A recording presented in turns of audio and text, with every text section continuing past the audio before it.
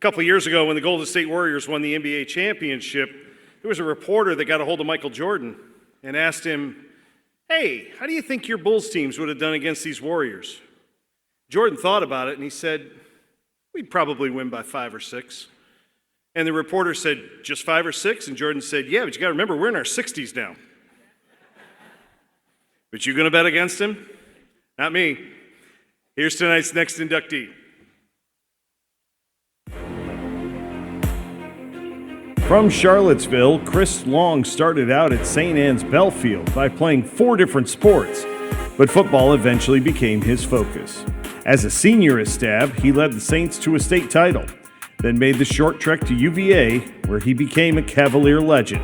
He was twice named All-ACC and was the Defensive Player of the Year in 2007. Chris was a first-team All-American and won the Dudley Award as the Commonwealth's top player. He became the first active player to have his number retired at UVA and was the number 2 overall pick in the 2008 draft by the Rams. Long played 11 seasons in the NFL with 3 teams, was named to the All-Rookie team in 2008, and was named Defensive Lineman of the Year in 2011 by NFL alumni. He had 70 career sacks and 15 forced fumbles. He's a 2-time Super Bowl champ, and since he left the field, has launched the Chris Long Foundation, which has raised money for the Water Boys, an initiative that focuses on clean water projects in Africa.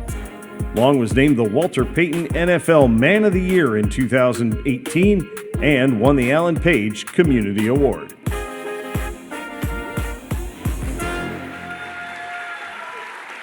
Folks, please welcome to the stage in the Virginia Sports Hall of Fame, Mr. Chris Long.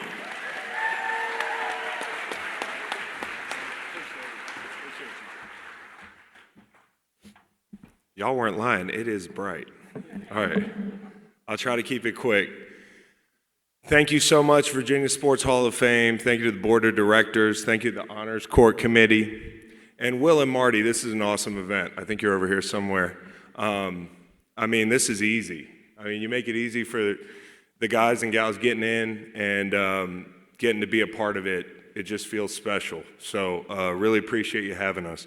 I'm humbled. When I was younger and people said, "I'm humbled," something good happens to somebody, to say, "I'm humbled." It's kind of hard to figure that one out, because you think, I'd probably feel pretty good about myself.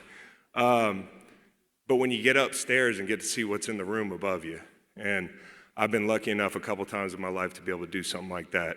You get in the room and you see the people, and I just see giants.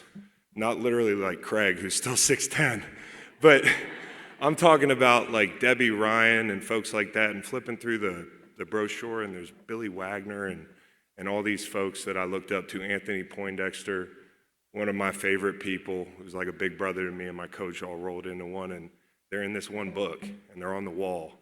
And that's what humbles me, and I'm humbled to be here. I'm humbled to climb another flight of stairs with y'all. So Coach Ellis, great coaches here. Hearing about Coach Hal, LaShawn, world-class athletes, people behind the athletes like Paul, who help us tell our stories. People behind people like Paul, like Dave. Talking to Dave this morning was amazing. Guy with all those stories. That's solid gold right there, to be able to sit with somebody like that. And so people like Rick, I want to call you out because I sat with you this morning. People like me get a lot of credit. Athletes get a lot of credit. And I know you probably downplay your contribution, but people like you are what makes the world go round. So I appreciate everybody up here on this stage. And I'm not leaving the Wahoos out. It's nice to see some Wahoos in here. Monica, you are amazing. You are an amazing player. You're a champion, and you're a great ambassador for our university. And Craig, there's a whole generation of people like me and Monica that we're not where we are today without you. So I appreciate you, and your family's awesome. When I moved here as a kid, I was nervous, like just as nervous as I am tonight. I was a kid with no friends here. I moved across the country, and it can be an intimidating move, but I got to tell you, this place embraced me and my family, and it was home the day I walked into Charlottesville, and it's still home. It's where I choose to raise my family.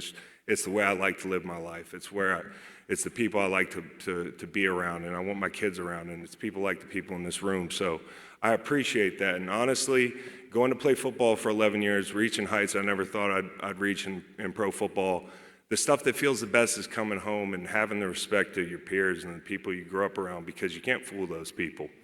I really believe that. You want to find out what a guy's like that, in the league, if I want to know how a guy was, I'd ask people at home, ask people back at home. And so to come home and have y'all's respect, that means more than anything to me, because that's what you do it for. You do it for respect, and you do it for the respect of the people that you cannot fool, and y'all are those people, so I appreciate you. Dukes, Monarchs, even Hokies.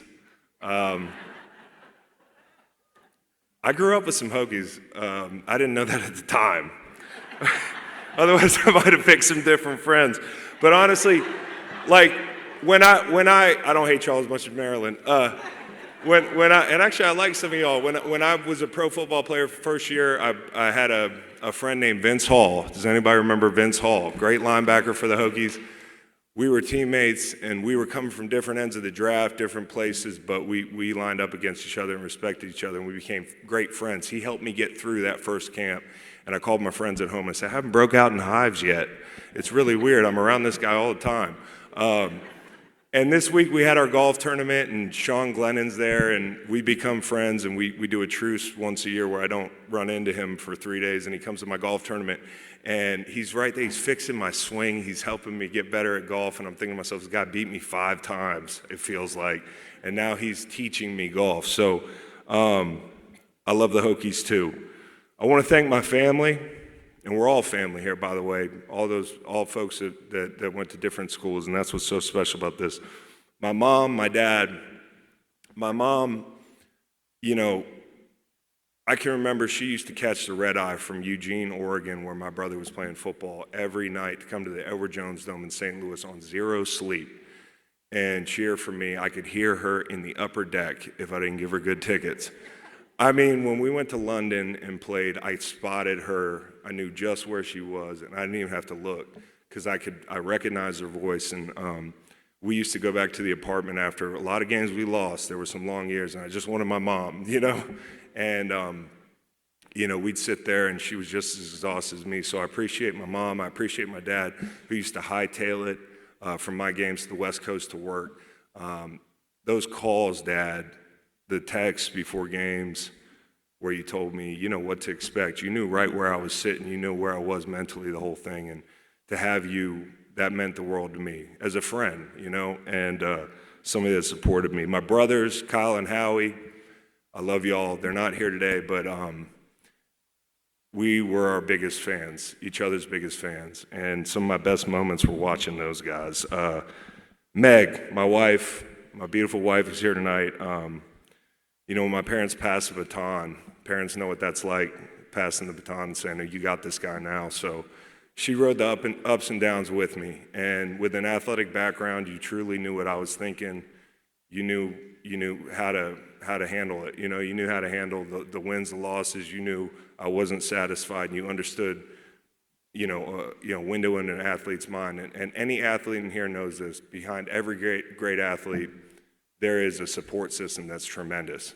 And that's why this is a group award for, I'm pretty sure, anybody in here who's involved in sports.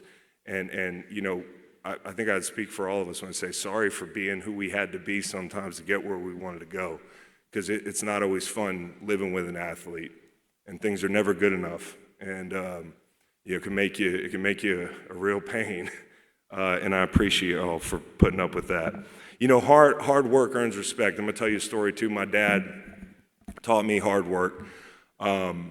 He came from a place where he had to work his way out, and I didn't have to work my way out of where I was, but he wanted me to work hard. And there was a guy named Ben D'Alessandro. And he was a college basketball coach, and he arranged an opportunity for us to meet up. And I'm standing in the basketball gym, and I'm thinking, what am I doing here? I'm a basketball player, but I'm not any good at basketball. This isn't going anywhere. What am I doing in this gym with Ben?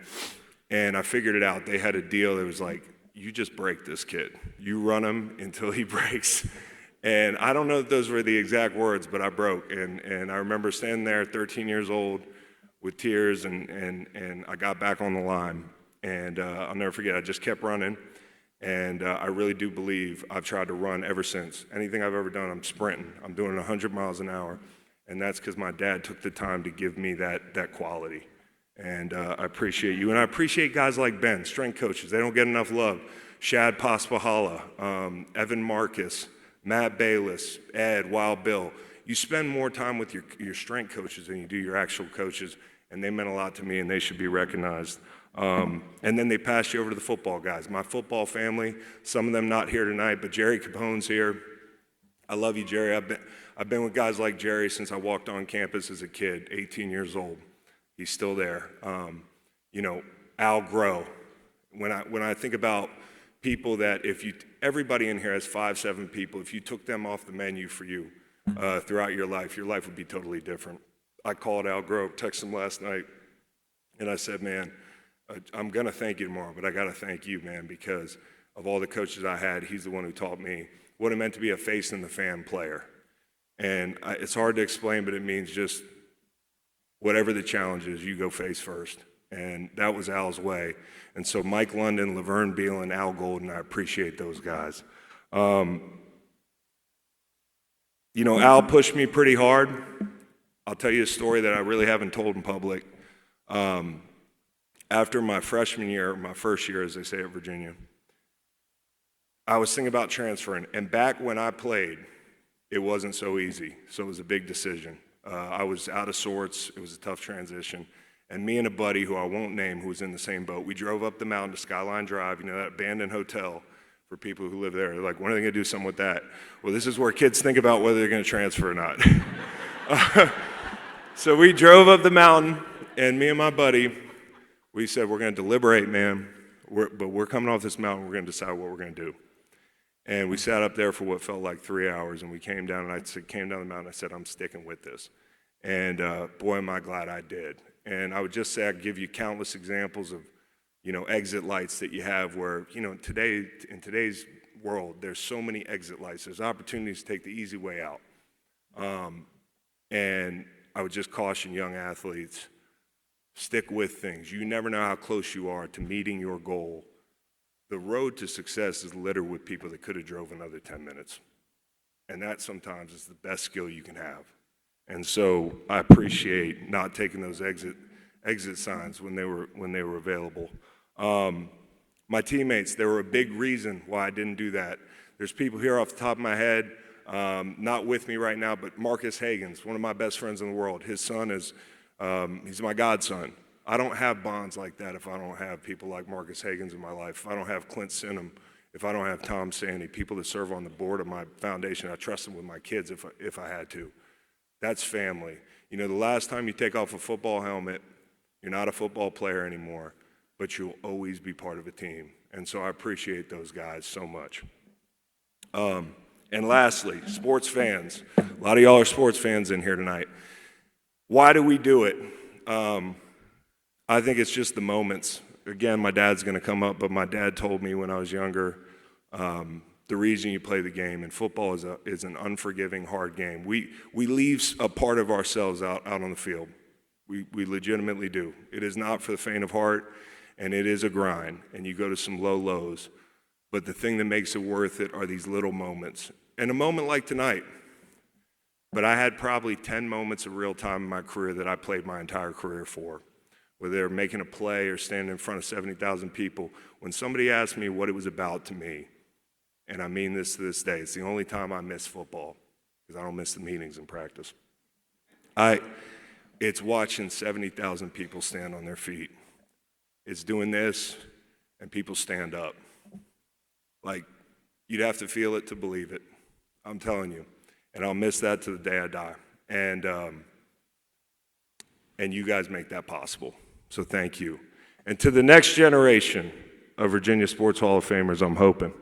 My son Luke, who's here today, who was running around over there, we've been running him up and down the basketball court. My son Waylon, who's not here. You talk about coming home and getting respect from people. There's nobody I want the approval of more than my two boys and my one daughter, June, who's 10 months old. She took a rain check. So I love you guys. And I'll close with this. John Blake, who I'm not going to forget, is my high school coach. He is so special to me. I was just texting with him before the ceremony. And he used to read us a poem before every, Craig's got the lyrics. I'm not as musical, but I'll read you a poem. This is from John Blake. He'd read it before every game, and then we run out of tunnel. When you get what you want and you struggle for self, and the world makes you king for a day, then go to the mirror and look at yourself and see what that man has to say. For isn't your father or mother or wife whose judgment upon you must pass? The fellow whose verdict counts most in your life is the man standing back in the glass.